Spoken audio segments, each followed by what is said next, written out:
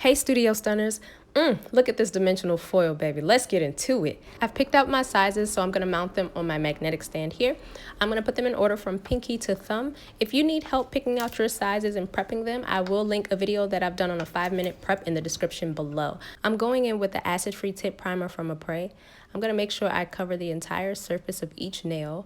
I absolutely love this product because with every brush stroke, it etches the nail. That way I don't have to manually go in with a buffer and buff each nail.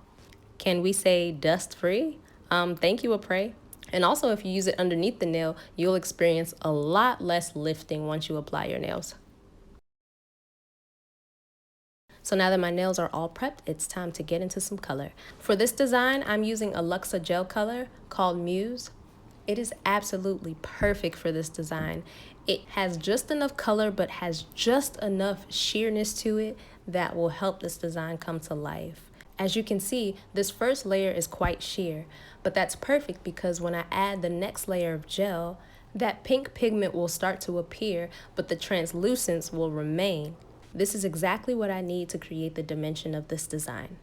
As I finish this first layer of gel, I'm going to look at the nails from all angles to make sure that the surfaces are all smooth. I'm going to cure for 60 seconds. Now I'm going to go in with the second layer of gel and you'll see exactly what I was referring to.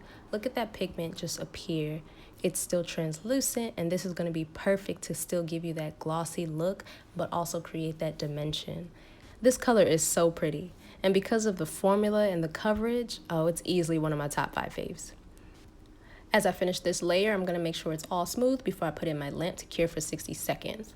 Now onto the fun stuff. Oh my God, look at this rose gold holographic foil. My goodness, it is so beautiful. And that's not even in the sunlight.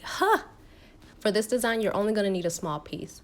When you take your nails out of the lamp, they should still be sticky, so be careful. But you're going to use this to your advantage. You're going to take that piece of foil and you're going to start placing that foil all over the nail in random places. This is where you get to have fun. There's no rhyme or reason to the placement. I'm just covering the nail as much as I want. You can put a little, you can put a lot. It is totally up to you. You have free reign as the artiste to do as you please. But look at that up close. Look at that. Even if I were to leave it like that would be a vibe during the summertime. But because we're heading into fall, I'm looking for a more modest feel. So I decided to go the dimensional route.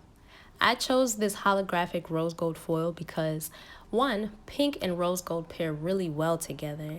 And 2, I wanted the holographic rainbow color to really peek through the dimension of the design.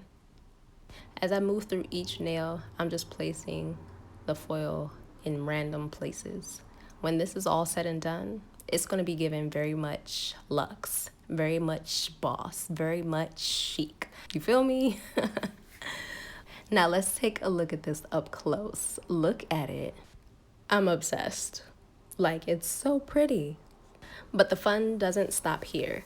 Next, I'm covering this foil with the same gel polish I used. Remember, one layer is really sheer, and as you can see, I'm covering the foil, but that rainbow effect is poking through like, watch this, watch this. As I move through each nail, I'm just making sure that I apply a nice even coat over all of the nails.